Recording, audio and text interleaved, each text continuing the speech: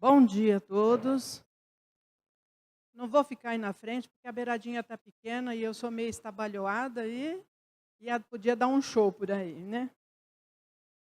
Todos nós aqui reunidos hoje, em nome de Jesus, mentalizemos Ele em nossa mente, em nosso coração, para que possamos receber os fluidos de paz e harmonia que está aqui no ambiente, abrir a nossa mente, o nosso coração e recebermos como mais uma oportunidade essa mensagem do Evangelho da manhã de hoje. Eu ia falar à noite, né? Porque a gente é tão acostumado a falar à noite. Hoje nós vamos pegar um texto que o Emmanuel pensou do Novo Testamento. Eu vou ler o texto para vocês, é curtinho. Cada um aplique aos outros o dom como o recebeu, como bons distribuidores e de muitas formas a graça de Deus. Quando a gente lê um texto desse, a gente fica meio confuso, né? O que ele quer dizer com isso? O que é isso? É de comer, de beber? Onde eu vou aplicar isso? Aí vem o Emmanuel, com a sua inteligência, com a sua sabedoria, e nos traz como uma grande oportunidade. Ele vai situando as coisas e a gente vai começando a entender o Evangelho. É aos poucos, algumas pessoas mais abdicadas, que estudam mais, que desenvolvem mais, conseguem. Mas, no geral, a gente vai passando os olhos meio que por cima. Às vezes a gente se acostuma com aquela leitura, mas não para analisar ponto a ponto. E é o que o humano faz. Em doses homeopáticas, ele vai nos dando essa oportunidade de crescimento e desenvolvimento. Quando ele fala aqui, a cada um aplique aos outros o dom, ou seja, primeiro a gente precisa explicar o que é dom. Porque dá a impressão que dom, talento, virtude, é uma coisa que Deus dá. Ah, Deus deu o dom para aquela pessoa, Deus deu aquele talento, deu aquela virtude. Na realidade, são conquista nossa de espírito eterno que somos.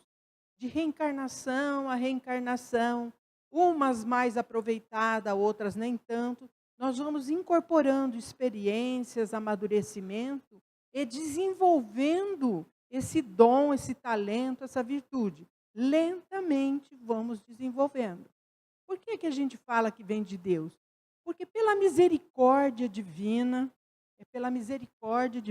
nem sempre por merecimento, é que quando nós estamos atravessando aqui reencarnados determinadas experiências na vida, a gente se sente esmorecer, se sente desanimado, às vezes dá vontade de desistir.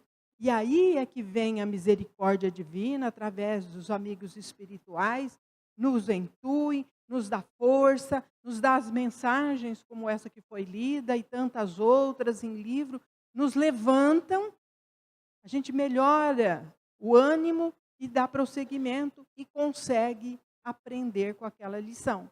Então, não é de graça.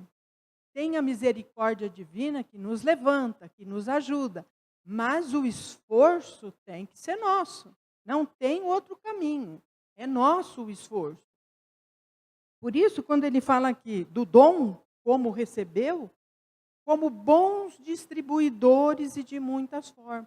Quer dizer, esse dom que nós fomos conquistando com a ajuda da espiritualidade, de Deus, ele precisa ser distribuído e precisa ser de todas as formas.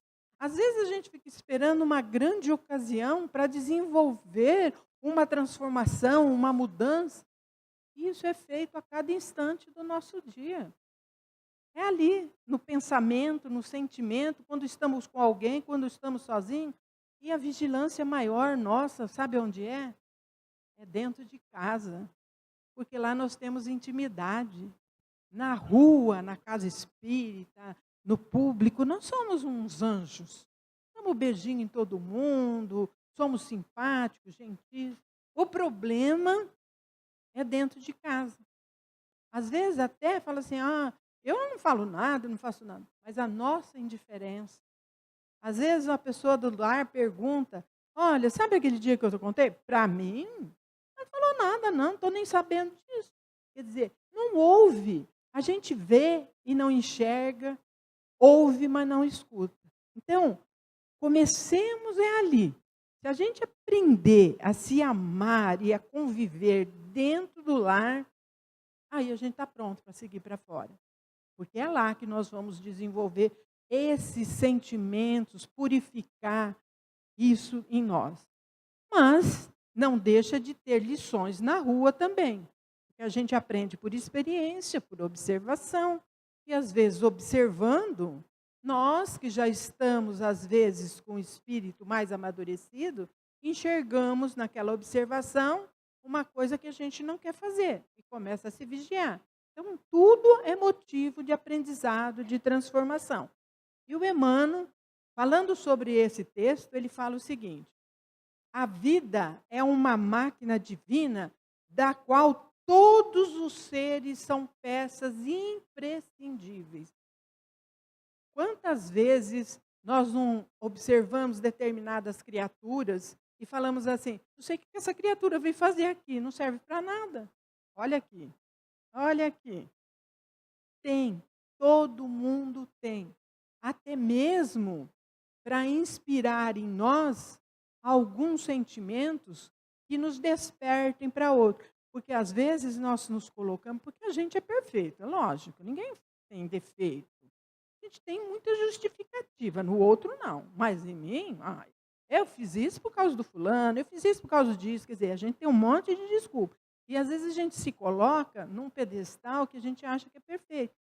E quando a gente vê determinadas situações em que a gente critica ou desperta em nós alguns sentimentos de aversão, de agressividade, também é um ensinamento. Para a gente detectar em nós que nós temos esses sentimentos ainda. Está dentro de nós. Então, não sou tão santa assim não. Se eu sentir isso, eu preciso trabalhar isso para melhorar. Porque aquele lá é um filho de Deus que está aí. Sabe Deus que necessidade tem esse espírito, que experiência ele está vivenciando. Então, não cabe julgamento, cabe aprendizado. E ele fala o seguinte: e a cooperação é o fator essencial na produção da harmonia e do bem para todos. Viu o que ele falou? A cooperação é essencial. Então, esse espírito cooperativo nosso é que precisa ser desenvolvido. Nós precisamos aguçar em nós essa acomodação que nós temos, aguçar a cooperação.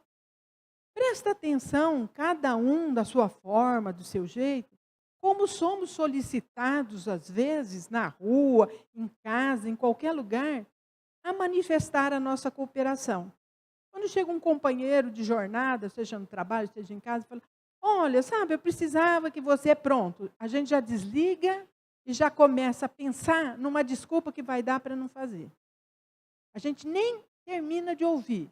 E às vezes era uma coisa completamente plausível. A gente poderia fazer sem o menor esforço. Às vezes até ouvir uma pessoa. A pessoa começa a falar assim: olha, eu estou com pressa, eu tenho que fazer não sei o quê. Ai, aquela pessoa é chata, vem com os problemas dela.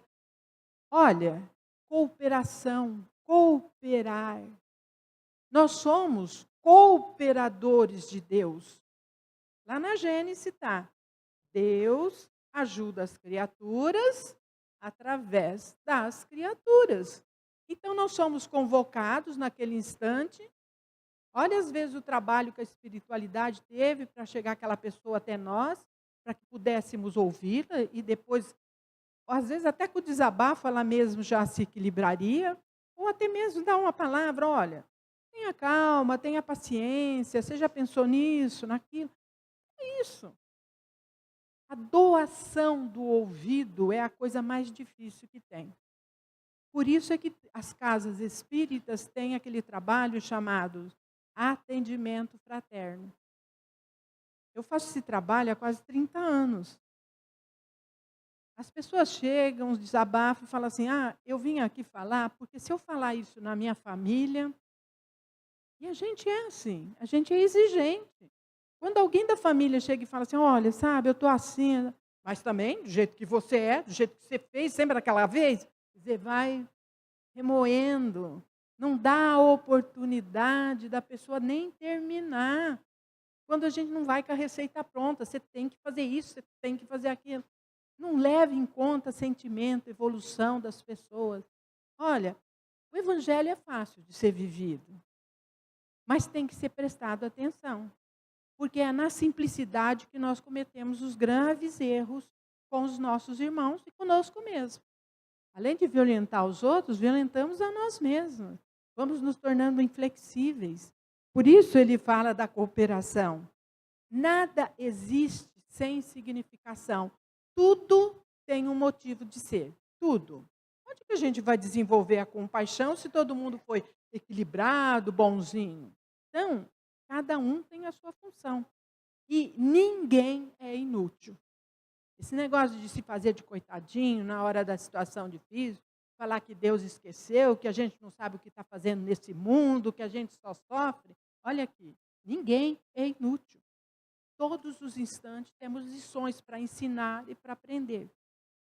Cada criatura recebeu determinado talento, virtude, dom da providência divina para servir no mundo, olha o que ele fala aqui, para servir no mundo e para receber do mundo o salário de elevação.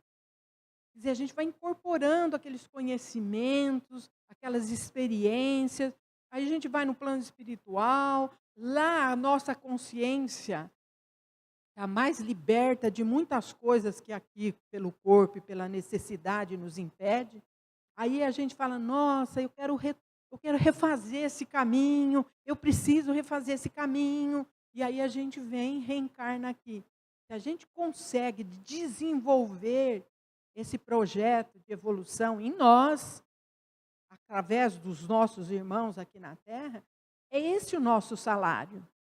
Por isso, muitas vezes, a gente está aqui e quando aparece uma situação um pouquinho mais complicada, a gente fala, eu não dou conta disso. Não dou conta de viver com aquela pessoa, não dou conta de conversar com aquela pessoa. Na próxima eu resolvo isso.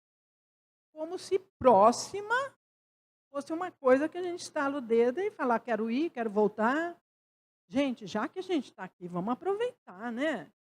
Uns espinhos aqui, uns cutucões ali, faz parte do crescimento.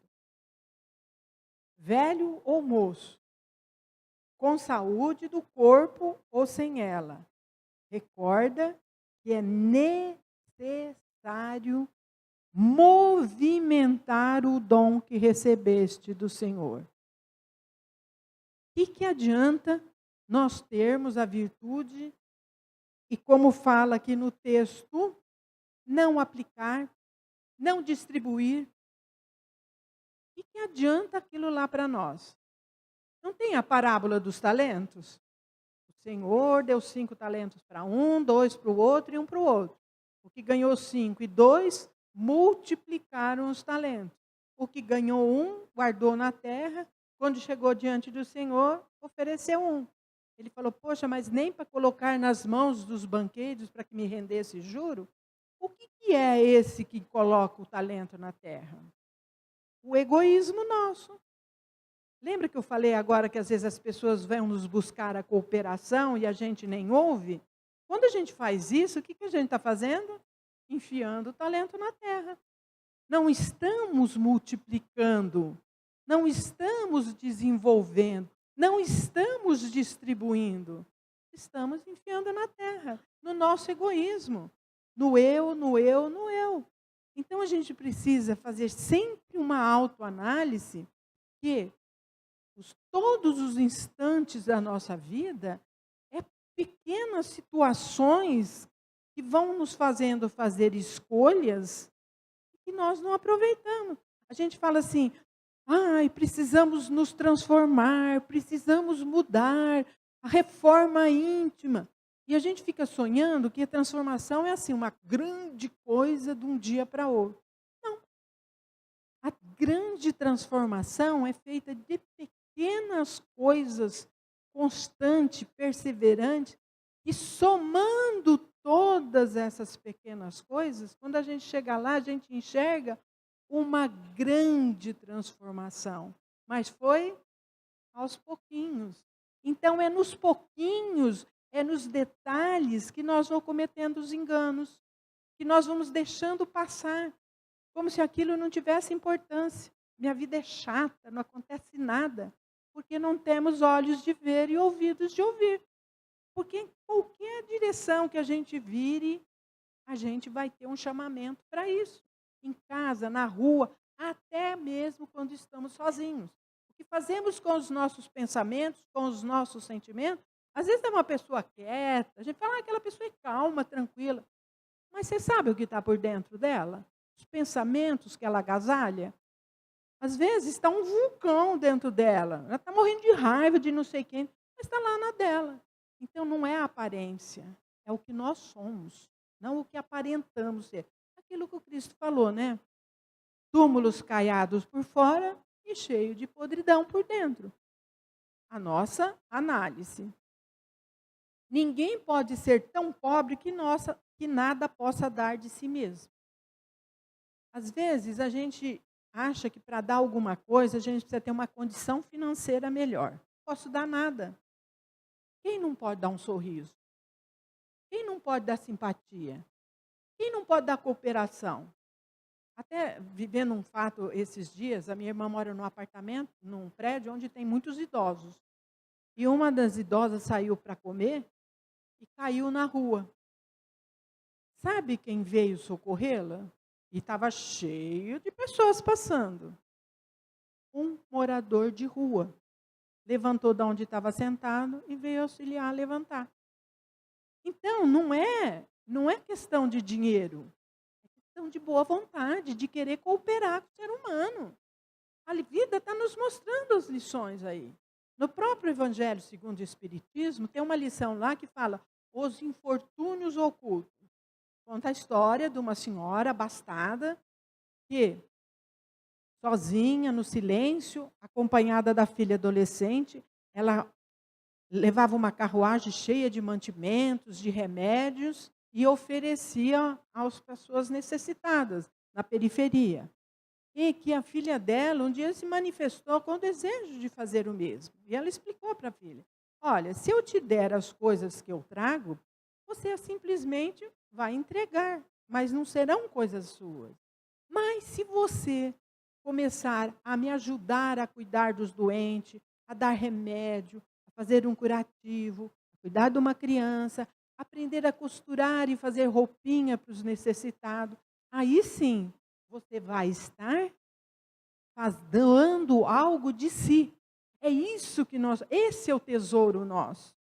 É a doação dessas pequenas coisas no dia a dia, de não revidar uma pessoa que está irritada, de não criticar, de não julgar, de cooperar com pequenas coisas dentro de casa. E agora vai uma notinha feminista. Gente, o chinelo, a toalha, a roupa jogada, o copo sujo, ajudar a pôr uma mesa, colabora muito, traz crescimento para um, traz alívio para o outro. É a parte feminina que a gente sabe que é meia sobrecarregada. Às vezes fala assim, está sempre mal-humorada, aquela lá está com a avó atrás do toco. Não, ela está sobrecarregada, porque nós às vezes somos muito pesados para os outros. Então, doar algo de si é fazer isso também. É ajudar. Então, vê como é simples as coisas. Basta o quê? Vontade. Olhos para ver e cooperar. Coisas simples do dia a dia. O próprio doente preso ao leito pode fornecer aos outros paciência, calma, resignação. Eu trabalhei durante 8 anos numa atividade que temos lá que chama Visita aos Doentes. Aqui deve ter, quase todas as casas têm. A gente vai fazer visita às pessoas que não podem vir ao centro.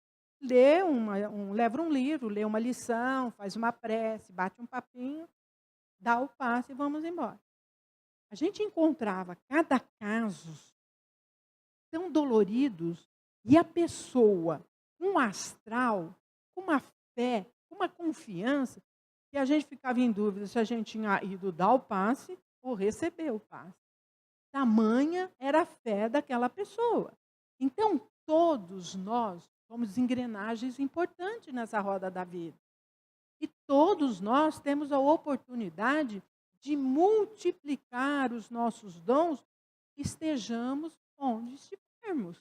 É só uma questão de cooperar. Não esqueça, pois, que o trabalho que a providência divina nos confiou não pode interferir na tarefa do próximo a pretexto de ajudar. Quantas vezes nós queremos ajudar alguém, mas vamos com tudo. Não ajudar, é do nosso jeito. É do jeito que eu quero. Então, a ajuda, primeiro, tem que ser para quem está precisando e quem está pedindo. E segundo, o respeito de chegarmos para aprendermos. E depois nós vamos ver o que podemos orientar e falar. A gente já chega num trabalho, às vezes, e fala assim, não, isso está errado, isso não pode ser feito assim, isso tem que ser. Ou, às vezes, tiramos a grande oportunidade de aprendizado exatamente por causa disso. Você não faz nada direito, olha como você fez. Quer dizer, vamos interferindo. Fala, estou ajudando aquela pessoa. Ajudando a quê? A baixa estima dela ficar mais baixa ainda? A ela se sentir ninguém? Como é importante quando a gente faz um trabalho, não aquela rasgação de seda.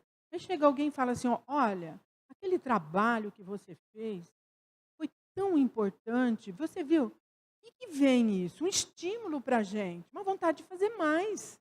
Quando a gente nunca reconhece, por que dona de casa, por que eu falo do copo da coisa? Porque não tem o reconhecimento. Ninguém chega e fala assim, mas que comidinha gostosa você fez hoje. A gente tenta, come e fala, mas isso? E ficou sem sal ainda, hein? Quer dizer, a gente está sempre vendo o lado negativo. Aprendamos a ver. A minha mãe falava assim, que um serviço mal feito é melhor que um serviço não feito. Então, se a gente quer ajudar, vamos colaborar, vamos explicar, vamos ensinar. Quem cumpre o dever que lhe é próprio, age naturalmente em benefício do equilíbrio geral. Lembra lá do texto? Aplique o talento. Quando a gente cumpre o dever, a gente está aplicando o nosso talento. A gente já tem a compreensão de não causar perturbação. Muitas vezes, acreditando fazer mais corretamente que os outros o serviço que lhes compete, somos agentes de desarmonia e perturbação. Quantas vezes minha mãe também falava isso, se você quer que uma pessoa faça uma coisa bem feita, tenha a paciência de ensiná-la e repetir tantas vezes quanto necessário. Mas, se você quer que a pessoa faça as coisas do seu jeito, então vai e faça você mesmo. Porque muitas vezes a nossa exigência é fazer do nosso jeito, do modo que nós enxergamos. Tem uma historinha que desde criança a professora já contava na escola para a gente. Muita gente aqui deve conhecer. Que na floresta um dia resolveram que iam nomear um rei. Mas que o rei tinha que nadar, voar e correr. Aí veio o peixe, nadou, que foi uma maravilha, mas o resto não conseguiu fazer. Aí veio o coelho, correu, que foi uma maravilha, mas o resto conseguiu fazer. Aí veio a águia, voou, que foi uma maravilha, mas não conseguiu. Aí veio o pato. O pato voou mal, nadou mal, correu mal, mas fez os três. É isso que às vezes nós somos tão exigentes, às vezes a gente estufa o peito e fala assim, eu sou detalhista, como se isso fosse uma virtude. Às vezes nós estamos matando alguém, sufocando alguém com as nossas exigências. Vamos com calma. Do mesmo tempo que a gente levou um tempo para aprender, o outro também. Às vezes o jeito do outro fazer é diferente, mas o final é o mesmo. Então, essa visão nossa de perfeição, como se nós fôssemos perfeitos. Vamos ser o pato, sabe? Vamos nos enfrentar, fazer. Se não for tão bom, mas vamos tentar, vamos experimentar. Faz parte. Ah, eu não vou nesse trabalho porque é isso. Ah, eu não vou assumir esse compromisso, vai. Quer dizer, a gente vai bloqueando as oportunidades de crescimento nosso, porque fica com medo das tentativas. Experimente, tente, faça como o pato. Nem que não for perfeito, mas tente. Com o tempo a gente aperfeiçoa. Onde estivermos, atendamos com cuidado e nobreza a missão que a vida nos oferece. Quando a gente falou aqui, como bons distribuidores e de muitas formas, onde estivermos, o cuidado de usar aqueles talentos, aquele dom que nós temos, para poder auxiliar, para poder cooperar. É aquilo que fala o Evangelho. É despir o homem velho e vestir o homem novo. O que é isso? É a gente se desfazendo daquelas críticas, daqueles julgamentos, daqueles medos, daquela insegurança, e ir vestindo uma capa de cooperação, de flexibilidade, de não julgamento. Isso é fundamental para que a gente possa crescer. Lembra-te de que as horas são as mesmas para todos e de que o tempo é nosso silencioso e inflexível julgador. Hoje, a desculpa mais ouvida que a gente tem: não tenho tempo, não tive tempo. Ah, eu não tenho tempo para fazer isso. Mas se a gente for fazer uma análise da nossa vida, não que eu seja contra, mas às vezes a gente desperdiça muito tempo com coisas que não têm importância, não naquele momento. Às vezes, um telefonema para uma pessoa que está passando uma dificuldade, ou está doente, alguém da família, um telefonema. Pegar o telefone e falar: oi, como é que você está? Você melhorou? Está tudo bem? Dá um papinho, pronto. 5 minutos. E às vezes a gente fica muito mais que isso, no WhatsApp, no celular, falando de coisas fúteis. Então, não é que a gente é contra, mas há momentos em que a gente precisa saber valorizar o nosso tempo, o que realmente é importante para nós naquele momento. Depois você faz o que quiser. Se a gente for analisar, o mesmo tempo que Jesus levou para pregar a boa nova, foi o mesmo tempo que Barrabás usou para fazer os seus crimes. O que é isso? Uma questão de escolha. O tempo, a gente é de acordo com a nossa preferência. Se nós preferimos, nós temos. Eu vejo, às vezes, os jovens tão atarefados. Ai, às vezes a mãe pede uma coisa. Ai, não tenho tempo. E, de repente, eu vejo lá na televisão que vai ter um show daqui 2 meses. A pessoa já está acampada lá na porta. Ah, e cadê o tempo? E cadê as obrigações? Quer dizer, quando quer, o tempo aparece. Então, não é que eu seja contra tudo isso. Não. Mas é que, às vezes, no momento que mais se necessita, a pessoa foge. Foge à sua responsabilidade. E nós, que já somos mais amadurecidos, é que temos que ensinar com o quê? Com palavras? Com exemplo. O filho, mesmo não nos olhando, está nos ouvindo, está nos percebendo. A criança percebe. Então, o exemplo nosso fala mais que qualquer palavra. Então, é fundamental a gente prestar atenção nisso também.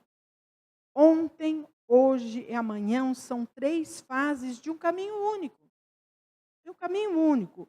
O ontem, o hoje, a gente precisa desse amadurecimento. Porque se a gente for perceber, o ontem, muitas vezes por inexperiência, por imaturidade, nós fazíamos certas coisas que hoje a gente já não faz mais, não é?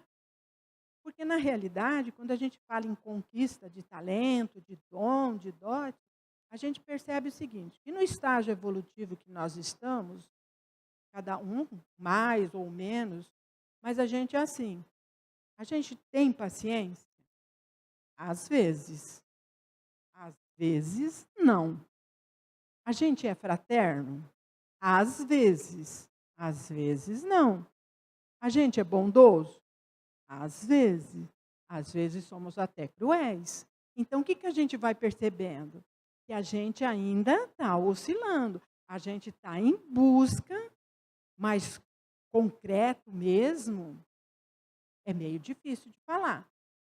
Porque até que a situação não chegue até nós, a gente está tranquilo. Na hora que aparece alguma coisa, aí a coisa é diferente. Então, a gente percebe que a nossa evolução ainda está oscilando entre uma coisa e outra. Entre o bem e o mal. Uns mais, outros menos, um nos pontos, outro no outro, mas a gente ainda está oscilando. Então, é fundamental para a gente prestar atenção em nós, o que isso ocorre. Então, quando ele fala do tempo, do ontem, do hoje, do amanhã, o ontem serve para as lições. O hoje serve para aplicar. O amanhã, nem sabe se o teremos. Todo dia é ocasião de semear e de colher. Muitas vezes a gente está colhendo coisa aqui, a gente fala assim, poxa, mas eu sou tão boazinha, ajudo tanto, procuro ser calmo. Mas lá atrás, a gente plantou alguma coisa que não foi assim. Marcou alguém, marcou às vezes alguém da nossa família, que guardou uma birra da gente, às vezes faz uns desaforos para a gente. E fala, nossa, mas esqueceu que lá atrás semeou. Então a gente precisa pensar nisso, que hoje a gente só tem uma escolha, plantar. Mas agora a colheita é lá na frente. E ela é obrigatória. O que você plantou, você vai colher. Não tem como mudar isso. Por isso, a gente pega essa lição do Emmanuel, e quando o Emmanuel aponta essas dificuldades nossas, não é para nos dar lição de moral. Falar, ó, eu sou isso, vocês ainda são aqui. Não. É como se a gente, quando aparece uma doença, o que nos é orientado? Olha, se você tiver esse sintoma, vá em busca de socorro porque você está com a doença. O que a gente precisa saber para identificar a doença? Os sintomas. Assim é conosco também. E é o que o Emmanuel faz. Ele cita alguns exemplos aqui e traz para a nossa reflexão exatamente são os sintomas, são alguns sintomas. Quem identificar é um sinal para despertar, para refletir, para ver o que pode mudar e quanto tempo. Aí é individual de cada um. Mas o que a doutrina espírita, o evangelho faz, é identificar em nós os sintomas. Que sintomas nós temos? Como é meu relacionamento? Como é as respostas que eu estou tendo do outro comigo? Todo mundo é nervoso comigo? Todo mundo foge de mim? Cada um tem que fazer essa autoanálise. Se a gente quer reforma íntima, quer transformação, quer a mudança, é assim. É sempre se auto-observando. Sempre procurando a corrigenda em nós, não no outro. Nós não viemos ao mundo, quem fala isso é o Emmanuel, para corrigir o mundo. A corrigenda é em nós.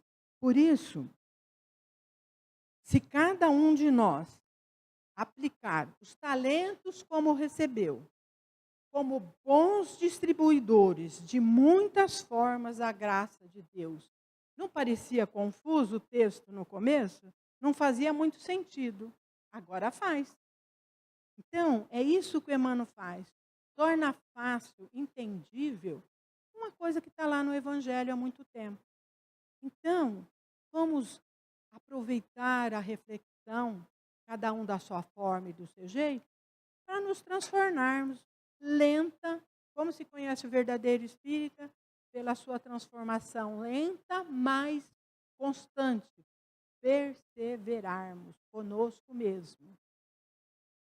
E não esquecermos daquela frase que está lá no Evangelho. A cada um, segundo suas obras. Esse é o nosso tesouro, que nem a ferrugem nem a traça corrói. Que Jesus, na sua infinita bondade e misericórdia, nos abençoe a todos.